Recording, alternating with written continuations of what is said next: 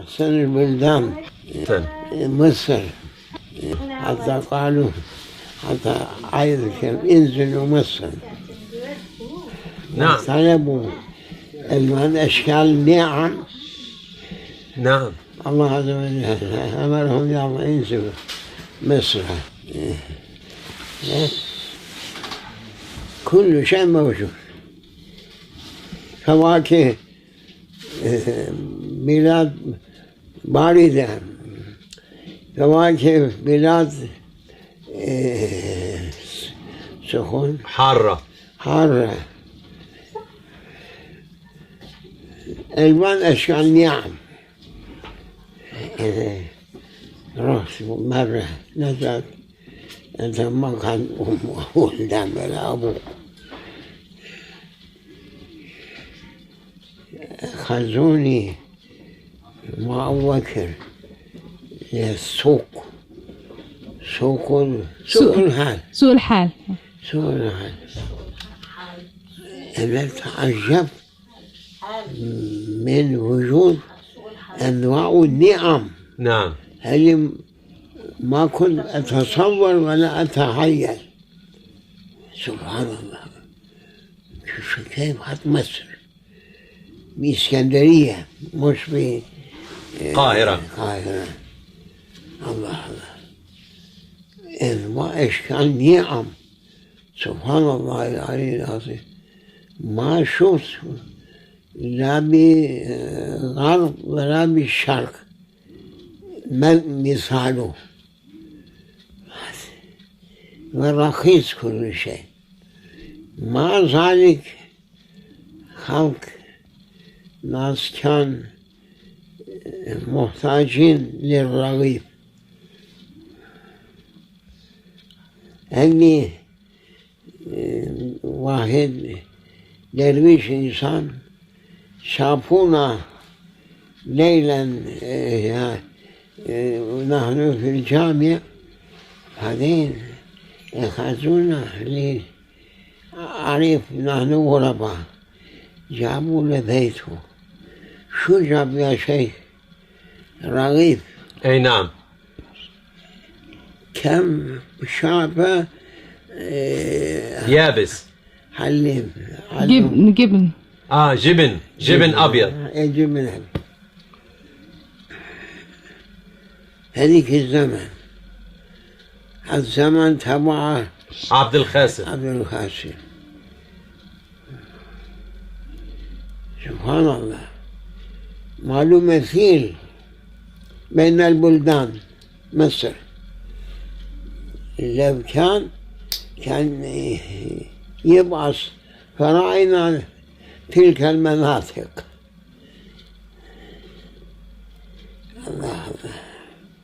الله سبحان الله، شوفهم حد فراعنة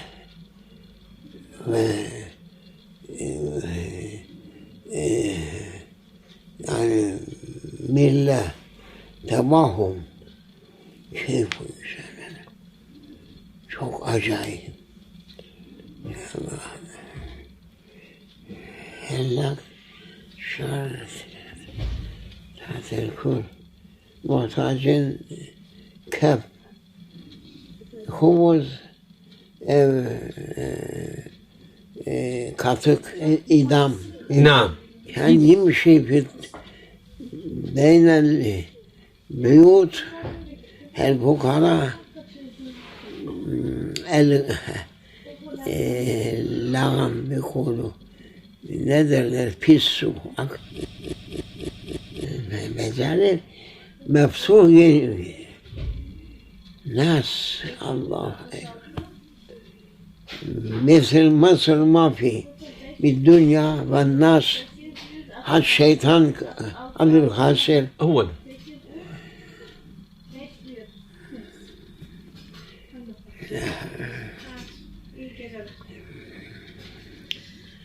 الرية بدنا نكون فوق الكل. هذا تحت الكل صاروا. كان يقال أنه خزينة مصر تعدل 7 خزائن سائر الملوك. هناك ما في شيء. لا حول ولا قوة. علي العظيم. لا حول. يا ربي الله يصلح الأحوال. الله يصلح نحن ننظر مصلح. هم يقولون نحن مصلحون، بل هم المفسدون. هذا القوم يقولون أنهم مصلح، هذا شياطين. الله يقول جل وعلا بل هم المفسدون. مفسد كان ما كان مصلح. يقولون للمسلمين أنتم مش مصلح، نحن مصلحون. صار هكذا كل بلدان، مش مصر بس، كل بلدان أفسد الناس يقولون نحن مصلحون. لا، إنهم هم مفسدون ولكن لا يعلمون. أفضل القرآن الكريم أفضل. نعم. يدعون هذول كفرة الفجرة نحن بدنا نصلح. شو بدك تصلح؟ حقيقة شو كان في عهد الملك أي ظلم؟ هيش ما في أحد. هلك بيقول جاءوا هذول يقولوا يدعون نحن مصلح جاي، بدنا نرمي ملك، نجيب أعصاب، نعطي حرية، نعطي كل إنسان اللي فوق مستحقه. أخذوا قهرا وجبرا من أهالي أموالهم أولادهم، خربوا الديار. هذا نشي ما بيسمعوا كلام الحق.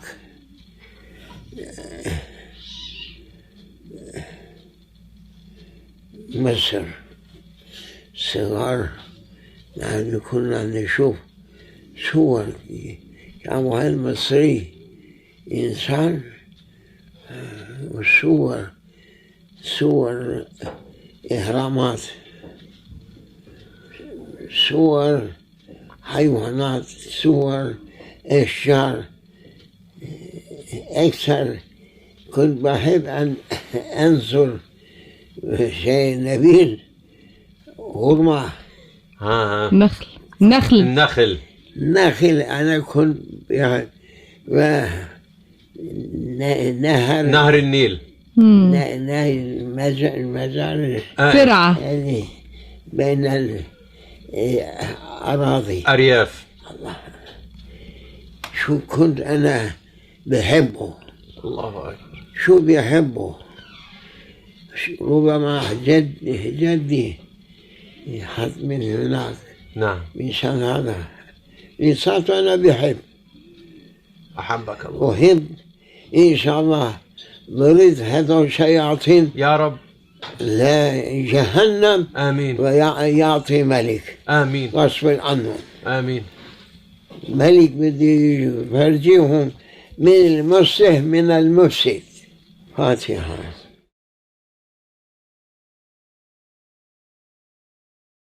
رباط ناظر للأمة، محافظا على دين الإسلام.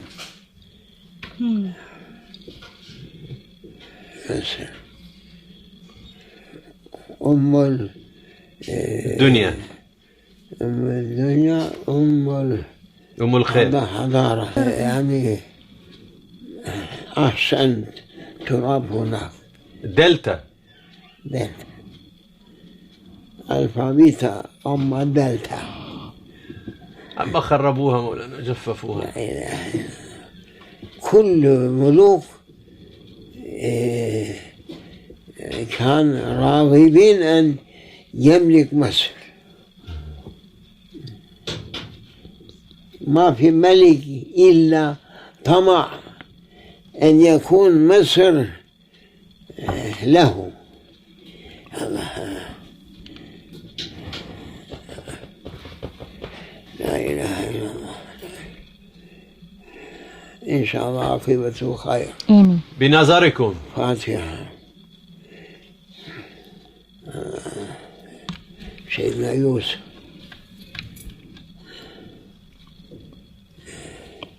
كان يحكم بحكم الله جل وعلا. ما في ملك مثل سيدنا يوسف بمصر. مع بظلمهم فراعنة كان يعطوا حق. لا إله إلا الله. حية. يا رب اشهد. بابا كان أما حضر. الجبابرة هذول وأتراك ثانيهم. أوف ربنا أتراك كمان خربوا. أوف أوف أوف. أطرى. aman ya Rabbi, tövbe ya Rabbi, tövbe. Tek millet değil Mısır'daki. Bir sürü. Her birinden bir türlü bir kuvvet hasıl oldu Mısır ahalisine. Aklı olan var, efendim, beceri olan var, efendim, kalbinde olan var, çeşit türlüsü var. Yani tek bir ırk değil. Muhtelif. Çünkü memer-i turuk hepsi yine oraya geldi. Hepsi. Onun için ihtilaf miller hem hakemu bi Mısır tereku şey ma'annas zahiren ve manen ezken nas ezken tarif أذكى. zeki zeki evvel saf ما في ولا واحد من سائر الأقوام اللي أدركوا ما أدرك أهل مصر من ابتداء الأمر إلى يومنا هذا. الله أعطاهم هذه الخصال مطلوبة محبوبة كما تقول.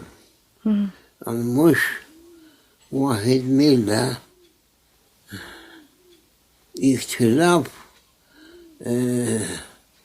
سكان مصر المعروسة يعني ترك كل واحد شيء في أهل مصر وإذا عندهم هذا شو بيقولوا خصال الممدوحة معهم. كل الملل كل الدول كل الملوك قصدوا مصر. إسرائيل من أنبياء ها بنو إسرائيل كما حكموا سائر الأقوام اللي تعلم أهل مصر أهل العلم ما عند سائر الأقوام وعلماؤهم مصر الله أكبر. أنا مفتخر أن جدتي من مصر.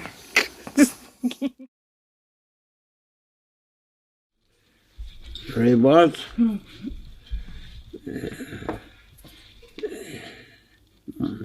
الله أعلم مرابط مركز الإسلام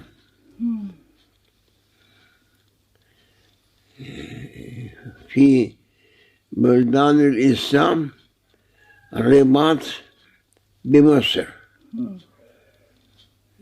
يربط فيها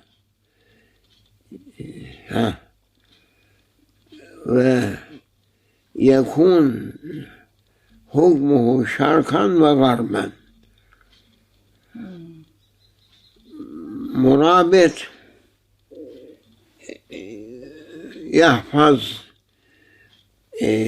شعائر الإسلام، رباط الإسلام،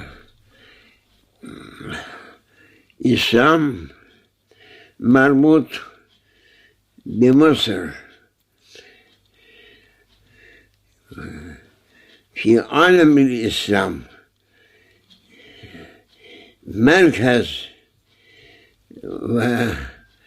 وارتباط إسلام بمصر، يعني أعلى مرتبة من مراتب المسلمين يوجد بمصر، ما يقال سائر البلدان، مع أنه في عهد السلاطين كان يأتون من أستانة إلى مصر، لأنه هذا مخصوص لهم لعلماء مصر.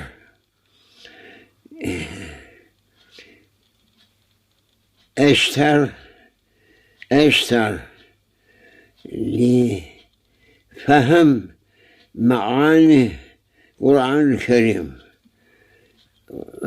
قراءة كذلك بمصر، والعلم مستخرج من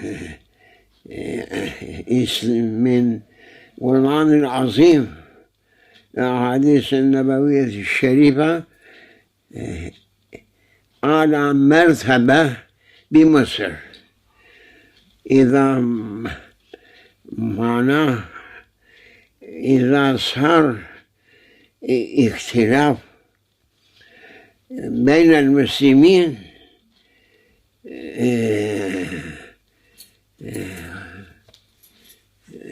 أمر فاسألوا فاستنبطوا منه رجال، هذا استنباط أهل مصر، هم هذا صفة الله لبسهم، يعني من استنباط معاني القرآن العظيم أكثر يكون بمصر. ويل لأهل مصر حيث تركوا هذه المزايا واتبعوا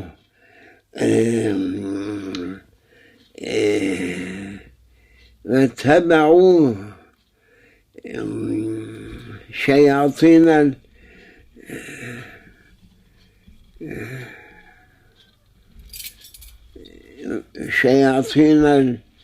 الكفر، أهل الكفر اتبعوا وتركوا هذا الميزة اللي جناب الرسول صلوات الله وسلامه عليه هو أشار عليه. مصر عن مزية لهم لا لغيرهم، وأنا آسف أنهم يتركوا هذه المزية مشان فهم عن حقيقة الشريعة الإسلامية بمصر، ويتبعون يسألون أشياء باطلة مشان يحكم بمصر. أنا آسف، لا يجوز لهم، لأنهم أعلم الناس بمعاني القرآن العظيم. كيف يتركون ويتابعون عالم الكفر اللي مقصدهم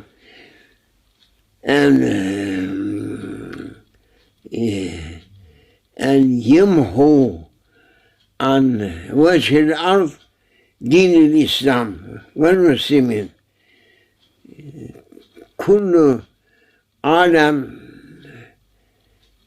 سوى عالم الإسلام ضد الإسلام، ويريدون بأي وجه كان أن يمحوا دين الإسلام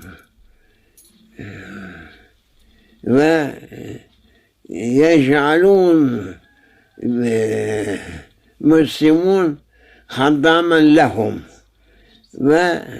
ويركبونهم. هذا معنى. عيب على علماء مصر حيث يتركوا أن يدوروا أشخاص اللي ما يفهم، ما عندهم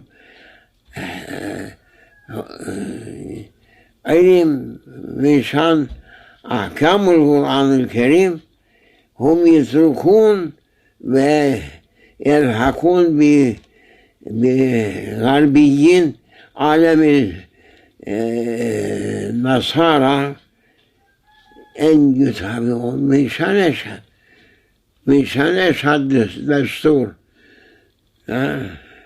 دستور مشان الله أنزل أحكام للأموات أو للصحابة بس، ما لنا حظ. فحق سبحانه وتعالى يقول: ومن لم يحكم بما أنزل الله فأولئك هم الكافرون.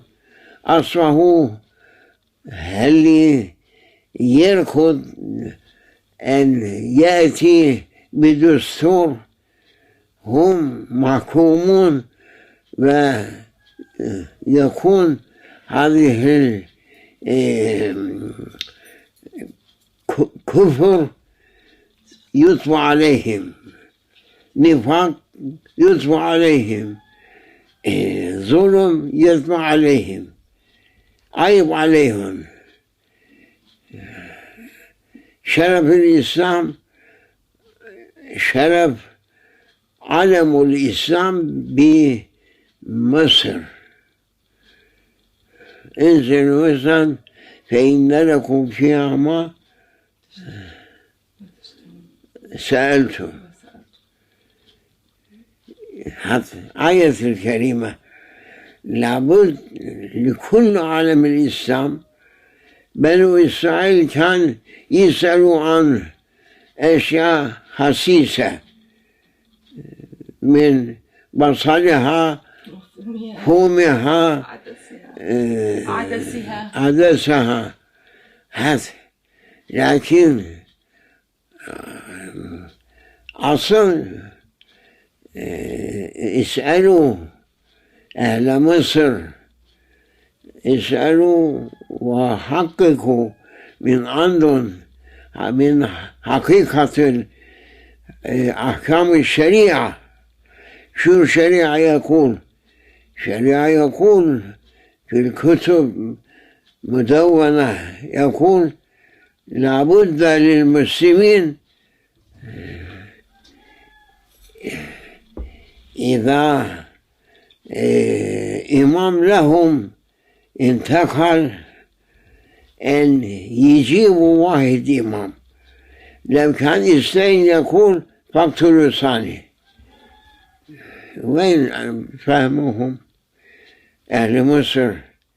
عيب على علمائهم اللي يدعون أنهم علماء هذه الأشياء ما يفهمون. 3 مرات الله جل وعلا قال أنه ومن لم يحكم بما أنزل الله فأولئك هم الكافرون، ومن لم يحكم بما أنزل الله فأولئك هم المنافقون، ومن لم يحكم بما أنزل الله فأولئك هم الظالمون. كيف هذا؟ التركي عجمي، هذا عربي. كيف يدركوا عسكر أو أي شخص اللي ما عنده صلاحية، ما له حد الله أمر فليسألوا ما يستنبطونه. إذا ما فهمتم شيء اسألوا من يعرف ويحكم، بيطلع حكم من آيات الكريمة. ليه يتركوا عسكر؟ عسكر شو يعرف؟ عسكر يعرف دور يمين دور شمال و مارش، هذا يعرف عسكر. شو عسكر يعرف؟ أحكام الشريعة. عسكر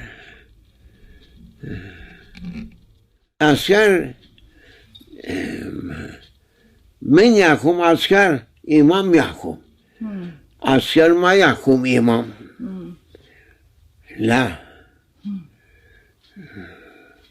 وإذا صار ما صار ملك كان يحكم. وقت عسكر إيجام للحكم خربوا الديار، خزاهم الله. فالنار مثواهم فليكون. صار أهل مصر بين الناس لا قدر لهم، ودخلوا مضيق اللي ما في إمكان إلا بالشريعة يطلعوا. شو بدنا نحكي؟ أنا عربيات قليل، هم عربيات كثير ما يفهموا. حتى تم الأمر لأمثال أن يذكرهم. آسف عليه، يعني ما يعرف هذا يعرفه. شو بيقول ضعيف أو ما صحيح؟ هذا كذب. ما تنزل أي مؤمن أن يحرف شريعة الله. شريعة الله محفوظ، مش ملعب للجهلاء، لا. شريعة محفوظ بحفظ أمر رباني، ما يحتاج حفظ من العلماء، لا، الله حافظه.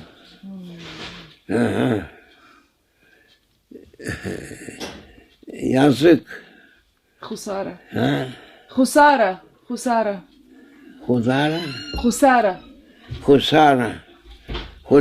لعلماء مصر، حيث يقبلون جنده يعرف دور يمين دور شمال مارش قدام. شو يفهم عسكر حتى تترك الأمر بيد العسكر؟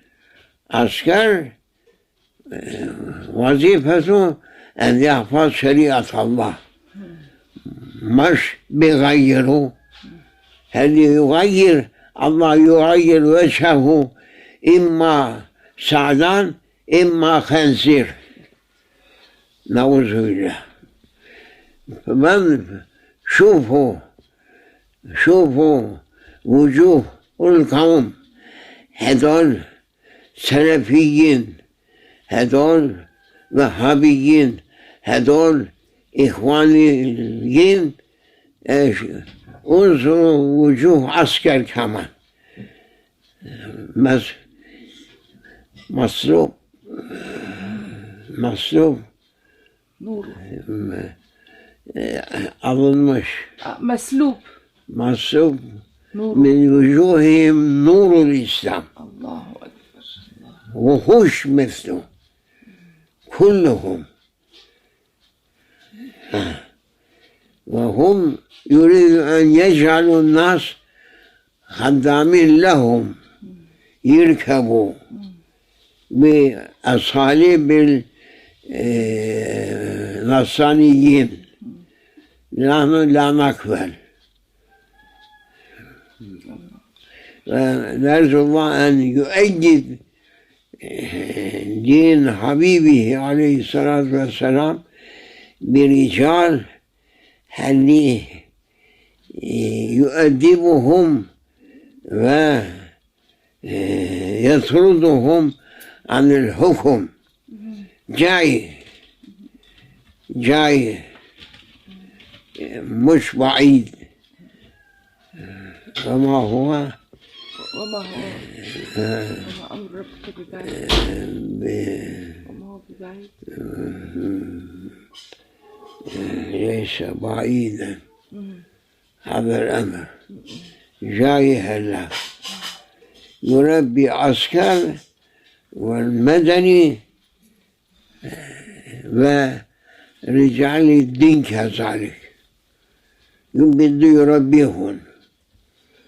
الله ما يترك دينه عند أيادي سفلة، لا بده يمحوهم. يأتي سلطان يمحو هذول فرق الضالة. الله توبة يا رب، عجل بالفرج يا رب. فاتحة.